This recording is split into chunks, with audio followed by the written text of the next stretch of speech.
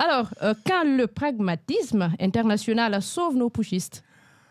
Les putschistes guinéens, non, ceux qui ont pris leurs responsabilités en septembre 2021.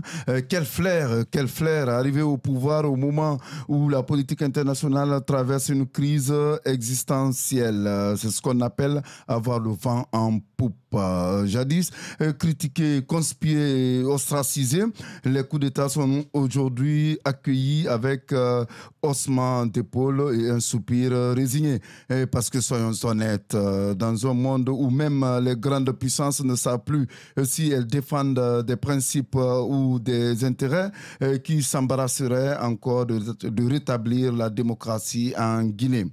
Les pays donneurs de leçons autrefois intransigeants sur la démocratie semblent s'être découvert une nouvelle passion, le pragmatisme. Peu importe si vous avez fait sauter une constitution comme une vieille serrure rouillée.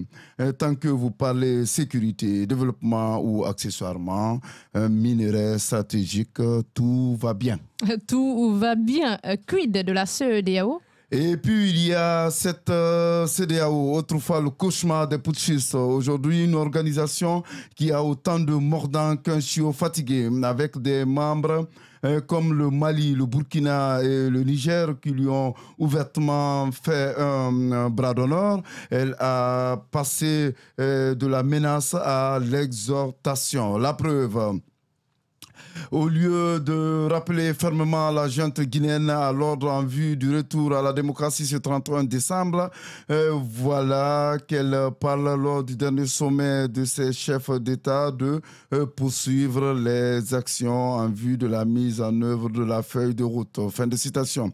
Une manière très polie de dire « prenez votre temps, faites juste semblant d'avancer ». Une transition qui n'a rien de pressé.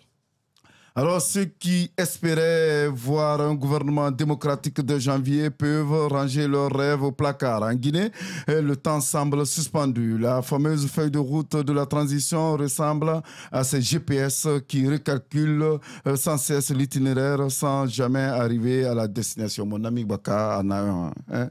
Entre-temps, la junte continue son petit bonhomme de chemin. Soyons sérieux une seconde.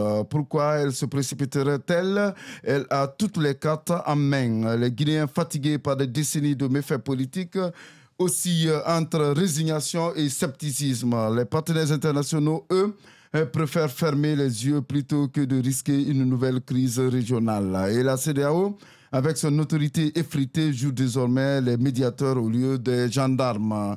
Dans ce contexte, le pouvoir actuel devient éternel en Guinée. Car après la transition, c'est la refondation. Après la refondation, il y aura certainement la consolidation. Après la consolidation, il y aura peut-être la revue des acquis. Après celle-ci, bon, moi, j'arrête là et je laisse le soin aux néologistes du CNRD de continuer.